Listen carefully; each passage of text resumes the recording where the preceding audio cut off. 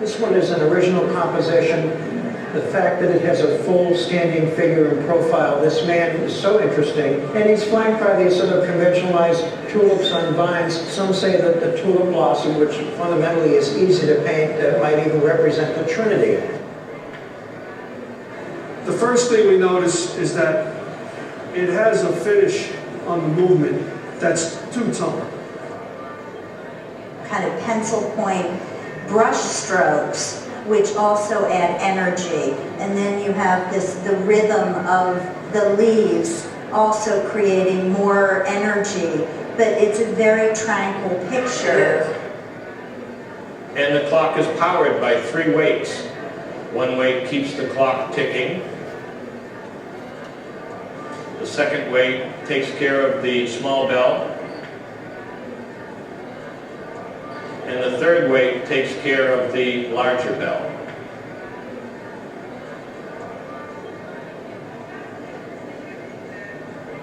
We have a beautiful curved leg, and I really love the way the Philadelphia guys do that, because this inner leg here actually comes back in and curves back in a little.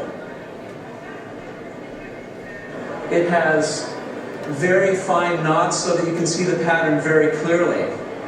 And so there's a very flowing quality to the design. Finely wrought. The lines are attenuated, they taper. The line inlay is great.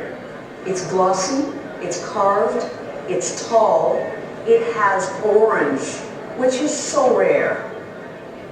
You'll notice how bold all the pattern is on this piece.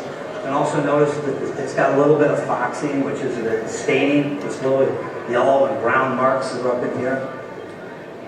The detail of the workmanship is as good on the back as it is on the front, which is the sign of a really fine jewel. And I love the proofy aspect of this print, where you have these very crisp plate marks with inky edges. On this print, it's printed in 2 colors, the brown and the black. But in red, here in between, so the line comes up, returns back. All this is elegant. These are unusual because the subject matter. She would set in there and draw these things with a pencil, and then color them with a crayon, cut them out, and apply it onto another piece of paper. These were meant to be enjoyed at home. They were meant to be attractive, kind of fun, actually.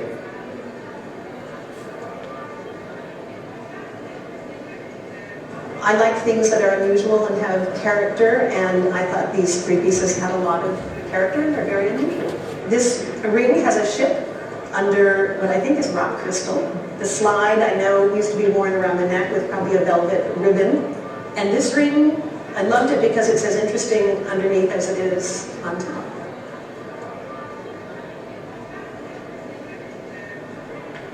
you have this green stripe, again in hand, with a pencil rectangular and this inscription up here, which almost seems to me like it's French, détruire, or destroy or remove, basically. And we know from looking at the catalogue raisonné of the prints that this strip was removed in the final version. If you'll notice at the bottom, it's missing the outer border. It's suffered a bit in its many journeys. The condition is a little bit rough. It can be restored.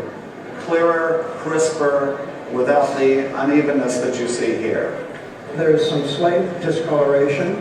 It's sort of frayed on the edge.